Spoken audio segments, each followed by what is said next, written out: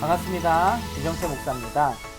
자녀 신앙 교육과 가정 기도의 7번째 시간입니다. 그리고 오늘이 특강 마지막 시간입니다.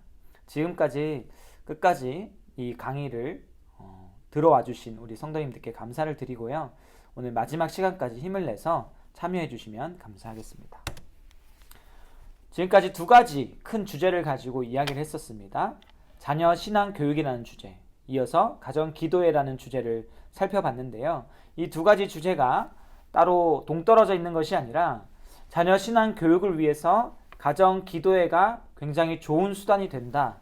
이것을 말씀을 드렸고, 이런 맥락에서 연결해서 강의를 진행하고 있습니다. 가정 기도회 특강에 있어서 주 교재는 임경근 목사님께서 쓰신 가정예배 가이드라는 책입니다. 이 책 내용을 강의에 담아놨으니까 책을 사실 필요는 없고요. 강의만 시청하시면 될 것 같습니다. 임경근 목사님 책에 파트가 세 파트로 나눠져 있는데, 오늘 살펴볼 파트는요, 두 번째 파트, 우리 집 가정예배 세우기 파트입니다. 이전까진 가정 기도회의 그런 이론적인 토대들을 살펴봤다면, 오늘 이 마지막 시간에는 가정 기도회를 위한 실천적인 부분들, 실제적인 부분들을 다루려고 합니다. 먼저 5장에서 다룰 것은요, 가정 예배를 시작하는 데 있어서 방해가 되는 요소들이 무엇인지 생각해보고, 그 방해되는 장애물들을 어떻게 하면 제거하고 가정 기도회를 할 수 있는가, 그것을 고민해 보려고 합니다.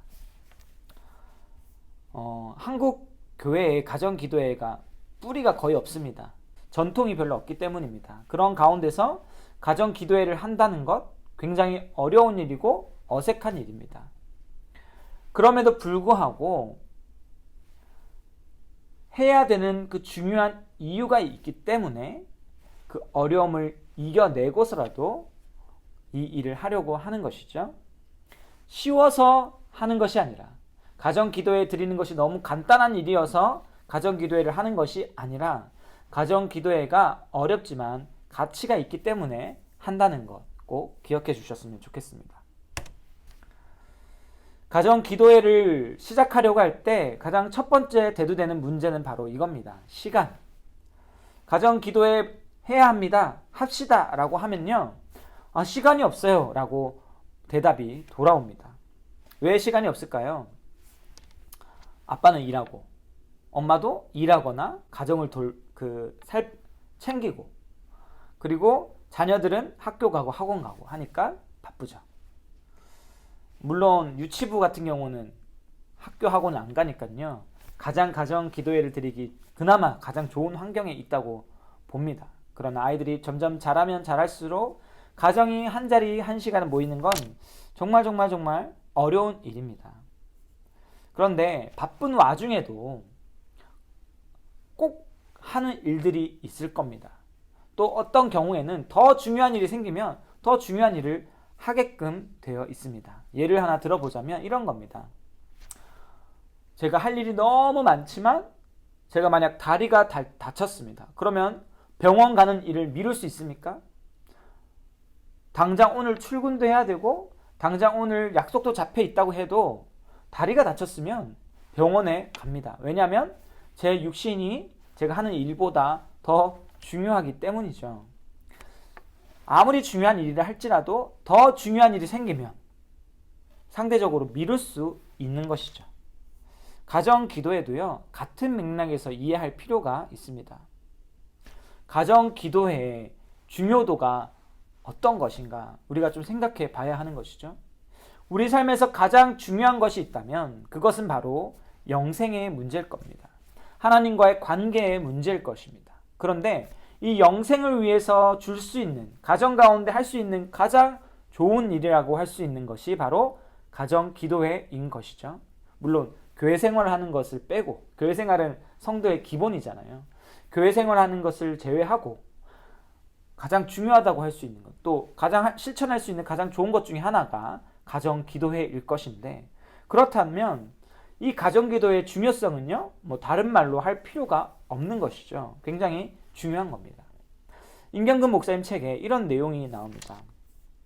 어떤 가정의 예를 들었는데 이 가정은 가정 기도회를 드리기 위해서 자녀의 학원을 하나 취소를 했대요.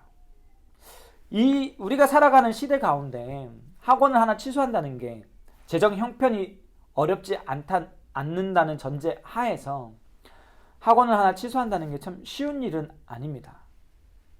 왜냐하면 남들 다 학원을 가고 있으니까 뒤처진다라는 그런 압박감들, 염려들, 두려움이 자연스럽게 따라오는 것이죠.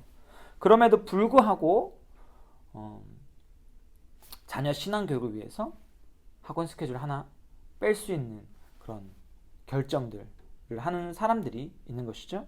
하나님을 만나기 위해서 하나님보다 덜 중요한 것들을 포기한다면 하나님께서 그 이후의 것들을 채워주시지 않겠습니까? 저에게는 그런 믿음이 있습니다. 우리도 이런 믿음에 근거해서 가정 기도의 시간을 내야 할 것입니다. 참 시간 내는 게 참 어려운 것이 사실이지만 그럼에도 불구하고 우리가 노력은 해야 된다는 거 강조드리고 싶습니다. 그리고 우리가 또 생각해야 될 부분이 있습니다. 미디어입니다. 미디어는요, 형태는 바뀌고 있지만 우리 삶 가운데 늘 근처에 가까이서 존재하고 있습니다. 아무리 바빠도 혹시 챙겨보는 TV 프로그램 같은 것들 있으십니까? 저도요, TV 보는 거 굉장히 좋아하는데, 방송을 굉장히 좋아하는데요. 시간을 내서 방송을 봅니다. 그런데 오늘 제가 이 강의를 또 준비하면서 다시 한번 반성을 하는 것이죠. 많은 가정이 자연스럽게 집에서 TV를 틀어놓는 경우가 있습니다. 제가 어릴 적에요, 아주 좋았던 기억 중에 하나가 무엇이었냐면 가족끼리 함께 TV 보는 거다 이렇게 말씀을 드렸지 않습니까? 하루 종일 TV가 틀어져 있었고 재밌는 드라마 같이 보곤 했었습니다. 그게 추억이었던 것이죠. 저희 집에는 지금 TV가 없는데 썰렁합니다. TV가 있으면 더 좋을 것 같은데 아무튼 썰렁한 느낌이 듭니다. 그런데 예전에는 미디어를 접하는 통로가 거의 하나였잖아요. TV. 그런데 지금은 다르다고요. 이 미디어의 매체가 여러 가지라고요. 어른은 집에서 TV를 보고 자녀들은 집에서 유튜브를 봅니다. 그러니까 이제 그나마 하던 긍정적인 기능, 대중매체를 통해서 소통하던, 대화가 통하던 그 기능마저 사라져 버린 것이죠. 따라서 지금 오늘날 우리가 접하고 있는 이 미디어가 가정의 하나됨을 굉장히 훼손하고 있다. 우리는 그 경각심을 좀 가져야 합니다. 그리고 게다가 우리가 보는 그 미디어 속에는 예수님은 없잖아요. 그래서 우리는요, 우리가 얼만큼 미디어에 잠식당해 있는가 면밀히 살필 필요가 있고 어느 정도 거리를 둘 필요가 있는 것이죠. 히브리서는 이렇게 말씀을 합니다. 믿음의 주여 온전하게 하시는 이인 예수를 바라보자. 성경은 우리가 누구를 바라봐야 하는가 분명하게 얘기하고 있죠. 예수를 바라봐야 한다. 쉬운 일은 아니지만 미디어를 줄이고 하나님을 바라보는 그 훈련이 우리에게 필요합니다. 가족이 새롭게 함께하는 시간을 마련해야 되는 것이죠. 그게 뭐가 좋은 도구가 된다? 가정 기도회가 좋은 도구가 된다는 것입니다. 먼 훗날에 저는 어렸을 때 함께 가족이 TV 본 것을 추억을 하고 있는데 지금 먼 훗날에 우리의 자녀들이 아빠랑 엄마랑 가정기도회 때 했던 얘기들이 너무 좋았어. 가정기도회가 참 너무 재밌었어. 그때만은 우리 가족이 다 모일 수 있어서 좋았어 라고 추억하게 된다면 정말 좋은 자산, 선물을 우리가 자녀들에게 주는 것 아니겠습니까? 우리가 이런 시간을 좀 소망하면서 가정기도회를 위해 노력했으면 좋겠습니다. 가정기도회를 드리자고 하면요, 많은 사람들이 난색을 표현합니다. 많은 이유가 있지만 그 중에 하나는요, 가정기도회를 경험해 본 적이 별로 없기 때문이에요. 그러니까 굉장히 막막하죠. 어릴 때 경험을 해봤더라면 그렇게 하면 되지, 뭐 별로 어렵지 않겠어 라고 생각을 하지만 전혀 해본 적이 없으면요, 이거 시도하는 게 너무 난감한 겁니다. 혹시요 혼자 여행 자주 다니시는 분 계십니까? 특별히 해외여행을 혼자서 하시는 분들 계십니까? 저는 잘 못합니다. 저는요 애초에 집돌이라 가지고 혼자서 놀 거면 저는 무조건 집에서 TV나 뭘 볼 것 같아요. 그런데 여행을 좋아하시는 분들 중에 혼자 여행 다니시는 분들 많잖아요. 혼자 여행 처음 갈 때부터 하나도 걱정 없었을까요? 어려움이 없었을까요? 처음 여행 시작할 때 그 발걸음은요 굉장히 떼기가 어려운 것입니다. 여행 간다는 게 쉬운 일이 아니죠. 혼자서 어떻게 되면 어떡하지? 사고 나면 어떡하지? 누구에게 연락해야 되지? 걱정할 게 한두 가지가 아닌데, 그런데 신기하게 혼자 여행을 한번 다녀온 사람은요 그 다음에 계속 혼자 갑니다. 혼자 가는 게 훨씬 더 좋다고 얘기를 하는 거죠. 왜냐하면 한 번이 어려운 거고 그 다음은 그렇게 어렵지 않기 때문입니다. 가정 기도에도요 마찬가지입니다. 우리가 경험이 없어서 그 새로운 길을 가는 게 쉬운 일은 아니겠지만 걸음을 내딛기만 하면, 시작하면 성령께서 도와주실 것이고요. 그 걸음이 쌓이면 쌓일수록 익숙한 길이 되면 그 길은 어려운 길이 아닌 것이죠. 어떤 가정 기도의 형식에 매이지 마시고요. 어떤 형태든 좋으니까 시작을 하시는 걸 권해드립니다. 그래서 우리의 그런 간절함을 하나님께서 또 알아주실 것이고 또 인도해 주실 줄 믿습니다.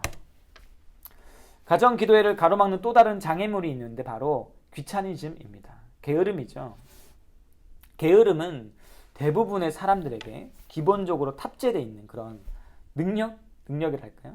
어떤 사람은 게으름도 능력이라고 이렇게 평가를 하더라고요.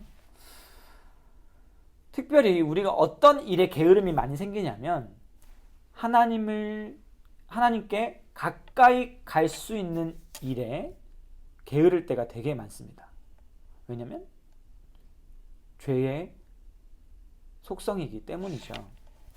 가정 기도회도 좀 그렇습니다. 목사인 저도요 가정 기도회를 지금도 날마다 드리는 건 거의 불가능합니다. 왜냐하면 막 너무 바쁠 때도 있고요. 아까 제가 시간을 내라 했는데 진짜 막 당장 뭘 해야 되는 상황들, 그리고 혹은 또 외부에 나갔을 때는 가정 기도회 드리는 것이 어렵죠. 손님이 오시거나 이럴 때도 좀 어렵습니다. 그래서 근데 뭐 이렇게 너무 상황이 허락이 안 돼서 못하는 것도 있지만 때로는 제 게으름 때문에 가정 기도회를 못할 때도 있는 것이죠. 그래서 때로는 그냥 오늘 그냥 나 배도 고프고 좀 넘어가야겠다 싶을 때가 있어요. 실제로 있었어요. 그런데 그때 놀랍게도 하민이가 오늘 성경 안 봐요? 이런 말을 했던 적이 있습니다. 늘 하는 것 아니고요. 뭐 한 50번 중에 한두 번, 정말 굉장히 희박한 확률인데 그런 말을 했던 경험이 있습니다. 그때 제가 어떤 생각을 했냐면 습관이 중요하다. 이것을 계속 반복하니까 습관이 되니까 아이들이 찾게 된다. 이런 생각을 하는 것이죠. 하나님께로 가까이 가고자 하는 것을 가로막는 게으름을 이기는 방법은요 하나밖에 없는 거죠. 습관을 쌓는 겁니다. 운동선수들이 몸이 좋잖아요. 그 몸이 게으름을 가지고 있을 때 그 몸이 완성이 될 수 있습니까? 게으른 사람은 좋은 몸을 얻을 수가 없죠. 마찬가지입니다.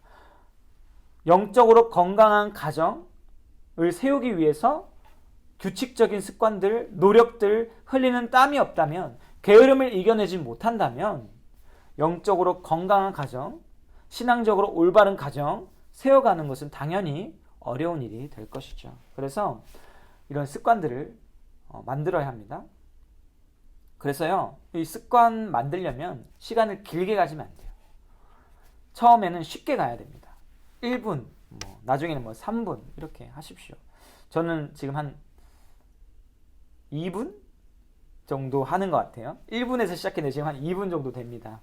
그래서 여러분들도 조금씩 늘려 가시면 됩니다.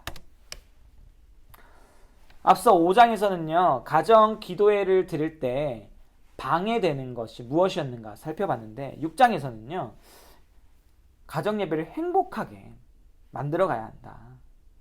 어떻게 하면 행복하게 정착시킬 수 있는가, 그것을 다룹니다. 가장 먼저 가정 기도회를 시작할 때 충분한 대화를 하고 나서 가정 기도회를 시작하실 것을 권합니다. 그러니까 이런 겁니다. 어느 날 교회를 갔어요. 근데 어떤 유명한, 저 같은 사람 말고 유명한 사람, 호소력 있는 사람이 와서 막 가정 기도회가 얼마나 중요한지 막 설득을 한 거죠. 그걸 아빠 혼자 들었어. 혹은 엄마 혼자 들었어요. 그리고 집에 가자마자 이러는 겁니다. 여보, 우리 당장 내일부터 가정 기도회 해요. 딱 이렇게 선포해 버리는 거예요. 보통 이렇게 교회에 그런 강의 듣는 분들 여성분이 많잖아요. 또 그 강사가 이렇게 얘기했어요. 저도 이런 얘기를 했지만 남자가 하는 것이 맞다. 원리상, 질서상. 그럼 딱 집에 가자마자 이러는 거예요. 여보, 당신이 남편이니까 이 집의 가장이니까 당장 내일부터 가정 기도회 인도해 주셨으면 좋겠어요. 딱 이렇게 아무런 대화 없이 선포해 버리면 오히려 거부감이 생기고요. 무거운 짐 때문에 오히려 더 회피하게 되는 일도 생길 수 있는 것이죠. 그러니까 먼저 이 부부가 가정 기도회가 왜 필요한가 충분한 논의를 하시고 서로 간에 같은 소망을 품고 그리고 함께 노력해야 되는 것이죠. 또 함께 시작할 때도 자녀들에게도 가정 기도회가 왜 필요한지 충분히 이야기하고 부모로서 하나님이 자녀들을 맡겨주셨다는 사실을 밝히고 이제 너희들을 위해서 또 우리 가정을 위해서 가정 기도회를 하겠다. 이런 식으로 설명하고 설득하는 시간을 가져야 하는 것입니다. 그 다음에 가정 기도회를 드리는 횟수에 대해서 우리가 좀 생각해 볼 필요가 있습니다. 가정 기도회가 행복하게 드려지려면 어떻게 해야 될까요? 가정 기도회가 부담이 안 돼야 된다고 생각을 하실 거예요. 그렇죠? 부담이 안 돼야 되니까 횟수를 좀 줄이자. 이렇게 생각하실 수도 있습니다. 그래서 실제로 가정 기도회가 중요하다 해서 한 달에 한 번씩 해보자. 이렇게 하시는 분들도 계실 거고 아니다. 일주일에 한 번 정도 해보자. 일주일에 한 번은 우리가 시간 낼 수 있지 않을까? 그렇게 생각하시고 그렇게 시도하시는 분들도 계실 겁니다. 그런데요. 실제로 해보시면 어떻게 느껴지냐면 한 달에 한 번 하면 그 한 번 하는 게 굉장히 부담이 되는 거예요. 그날 좀 부담이 되는 겁니다. 일주일에 한 번 하면 일주일에 한 번 하는 그날이 굉장히 부담이 되는 거예요. 오히려. 그런데 날마다 짧게 하면요. 매일매일 짧게 하는 거니까 부담이 덜 돼요. 한 달에 한 번 하는데 1분 할 수 있습니까? 한 달에 한 번 하는데 준비 없이 할 수 있겠어요? 물론 가정기도에 준비를 해야겠지만 매일매일 해도 준비를 해야겠지만 한 달에 한 번 하니까 더 그럴싸하게 준비해야 될 것 같고 더 제대로 준비해야 될 것 같은 부담이 자연스럽게 생기고 그렇게 되면 참여하는 사람이나 진행하는 사람이나 더 부담이 클 수밖에 없는 것이죠. 그래서 저는요. 가정 기도회를 매일매일 드리는 것을 더 권합니다. 특별히 우리가 매일매일 할 수 없다는 것을 인정했을 때 매일 드리는 게 제일 좋은 거죠. 예를 들어서 우리가 어떤 일을 반복적으로 한다 했을 때 한 70% 정도만 계획상의 70% 정도만 할 수 있다고 생각을 해봅시다. 근데 한 달에 한 번 한다고 했는데 그 중에 70%가 되겠죠. 한 달에 한 번 하면 12번 다 지킬 수 있는 분 계실까요? 많지 않습니다. 일주일에 한 번 한다고 했을 때 일주일에 한 번 무조건 다 지킬 수 있는 사람 계실까요? 잘 없습니다. 일주일에 한 번도 다 못 지킬 때가 있어요. 그러면 70%, 80% 정도 한다고 생각하면 1년에 몇 번 안 됩니다. 그런데 날마다 한다고 생각했을 때 그 중에 70%면요. 굉장히 많은 시간을 가정 기도회로 모일 수 있는 것이죠. 우리의 연약함의 측면에서 생각해 볼 때도 매일매일 하는 것이 정말 좋습니다. 그러면 가정 기도회를 언제 또 얼마나 드려야 할까? 이것도 중요한 내용입니다. 가정 기도회를 할 때요. 중요한 것 중에 하나는 이겁니다. 정해진 시간이 있어야 한다는 거예요. 정해진 시간. 월요일은 아침에 했다가 화요일은 저녁에 했다가 수요일은 점심에 했다가 이렇게 하면요. 연속성이 없고요. 지킬 수가 없습니다. 그래서 딱 픽스된 시간, 고정된 시간에 할 필요가 있습니다. 임경근 목사님은 식사 후에 하신대요. 식사 후에 하면 장점이 있는데 이런 겁니다. 시간의 제약이 조금 없기 때문에 자유롭게 또 깊이 있는 대화가 가능하다는 것이죠. 저는요, 식사 전에 합니다. 식사 전에 하면 좋은 점이 있어요. 뭐냐면 가정 기도회가 길어지지 않아요. 배가 고프니까 눈앞에 음식이 있으니까 빨리 먹어야 돼요. 그래서 제가 헛소리를 많이 안 하게 된다는 것, 주절주절 하지 않게 된다는 것, 그런 장점이 있습니다. 보통 부모님들이 특히 자녀가 말귀를 알아듣는 나이가 되면요, 부모님들이 말이 많아져요. 그러니까 저는 식사 전에 하는 게 여러모로 도움이 된다고 생각을 합니다. 그리고 가정 기도회를 매일 드린다고 생각했을 때 드리는 시간이 굉장히 중요한데요. 저는요, 절대로 길게 하지 말라고 말씀을 드리고 싶습니다. 자녀들은요, 지루한 게 너무 싫어요. 가정 기도회가 소중해도 그 지루한 시간이 겹치면 싫은 것이 되는 겁니다. 그래서 우리 자녀들이 말씀, 찬양, 기도 이런 시간을 싫어하지 않도록 시간을 너무 길게 하지 않으셨으면 좋겠어요. 저는 지금 1분으로 시작했다가 지금은 한 2분 정도 드리고 있는 것 같은데요. 여러분들도 너무 욕심내지 마시고 짧게 하셨으면 좋겠습니다.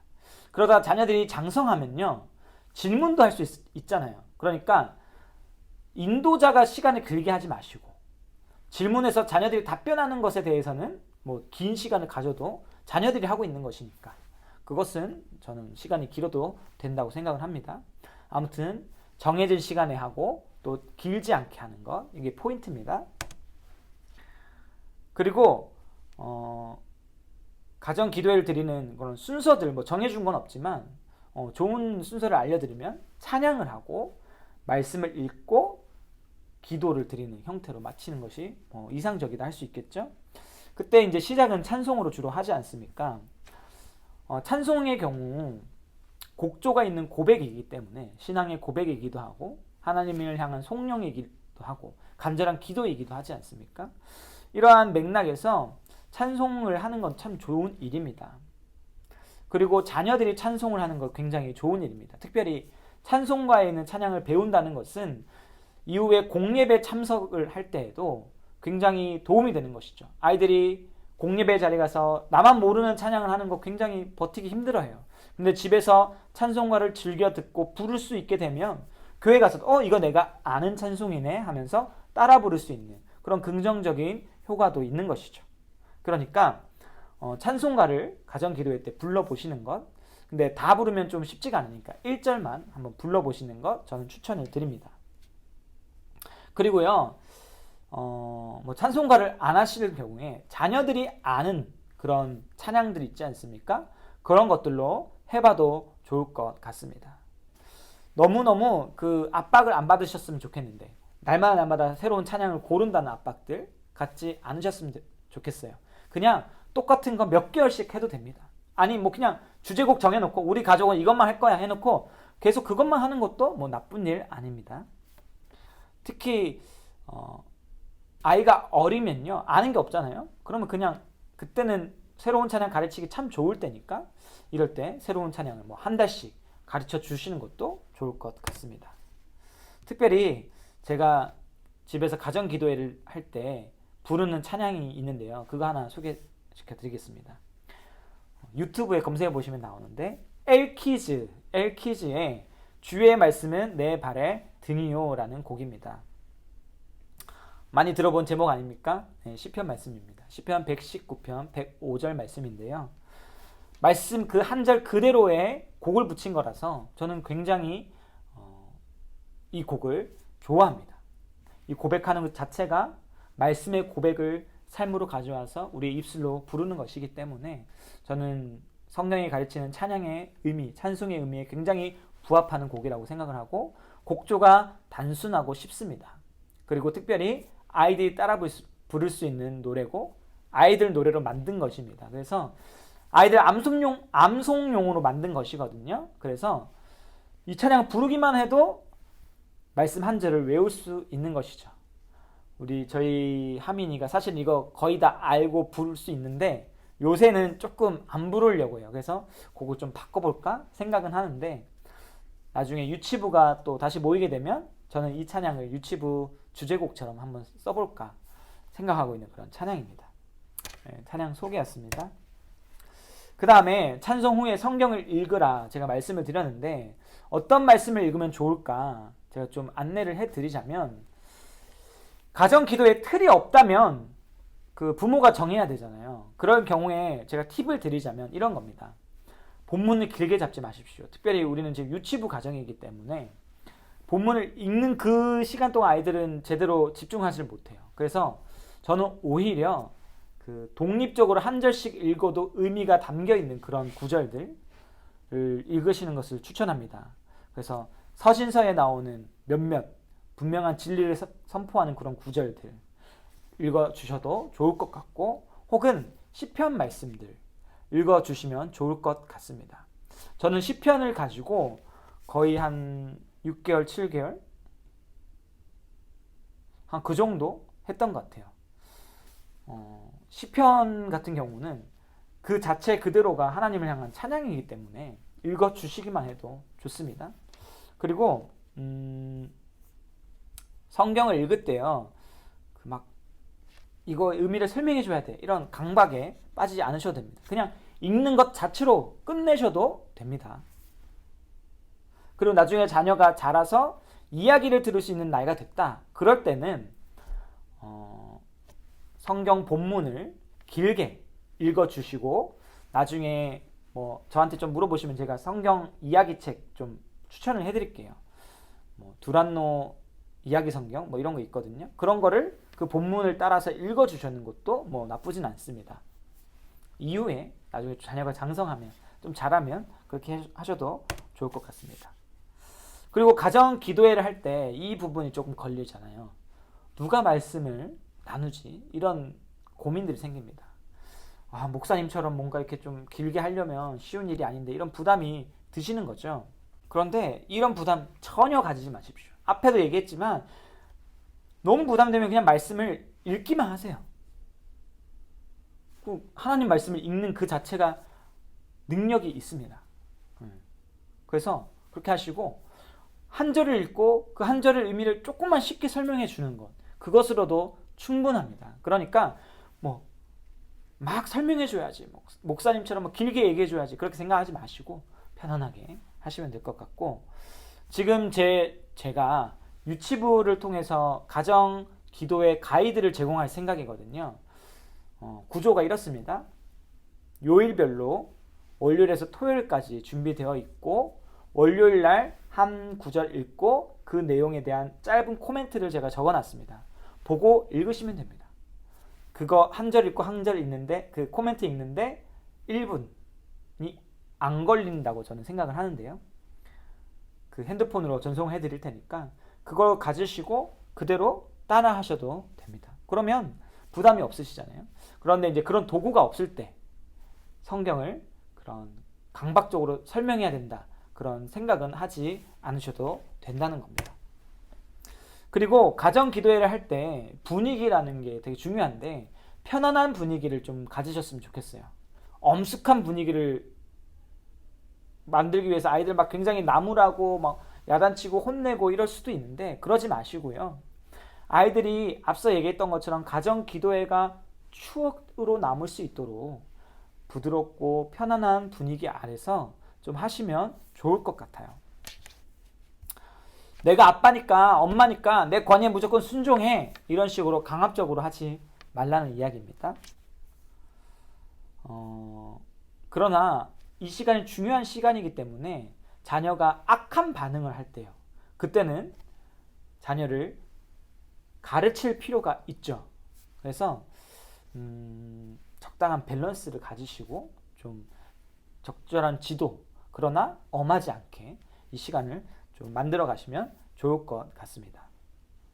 그리고요, 아이들이 만약에 조금 장성해서 이야기 형식으로, 대화 형식으로 진행을 하신다고 할 때 아이들이 질문을 할 수 있잖아요. 그 질문을 막지 마세요. 그 질문이 오면 들으시고 답변해 주시고, 모르면 알아보고 답변해 줄게, 이런 식으로 해서 아이들이 이 성경에 대해서 궁금증을 가질 때, 그거 굉장히 좋은 일이니까 그 일들을 방해한다고 느끼지 마시고 오히려 기뻐하시면서 대응하시면 좋을 것 같습니다.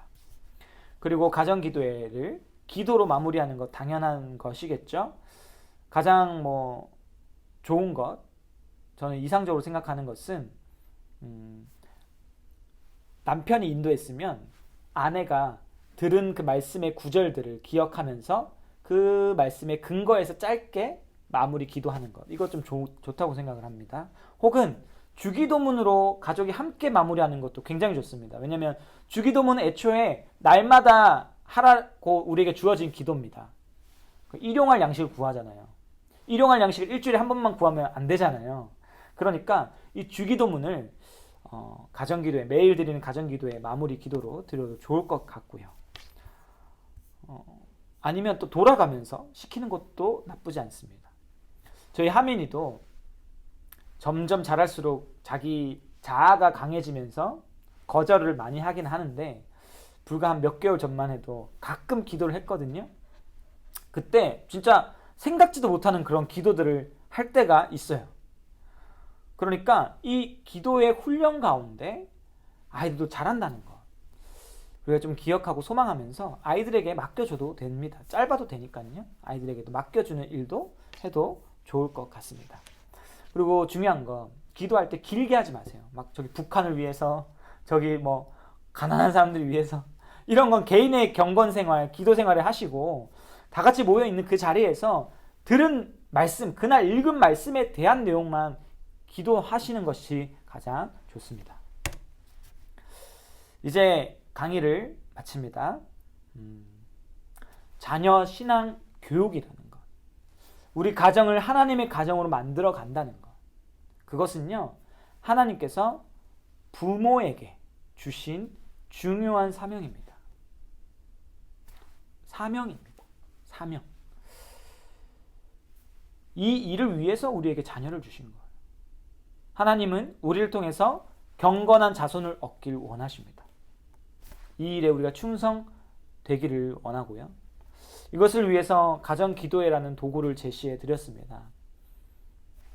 어려운 일이지만 우리가 힘을 내서요, 이 일에 참여했으면 좋겠고, 아빠가 못 오면요, 엄마라도 아이들을 붙들어서 가정기도회를 좀 실천할 수 있는 그런 우리 성막 유치부 가정들 되었으면 좋겠습니다.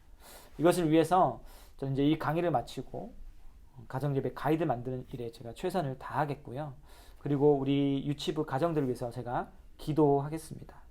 그래서 우리 유치부, 성막 유치부가 힘을 내서 정말로 우리의 이 어린 자녀들이 이 성막교회의 미래가 될 수 있기를, 하나님 나라의 그런 귀한 그런 일꾼들로 자라날 수 있기를 바라고 소망합니다. 다음에는 대면을 해서 만나서 또 이야기를 할 수 있었으면 좋겠습니다. 감사합니다.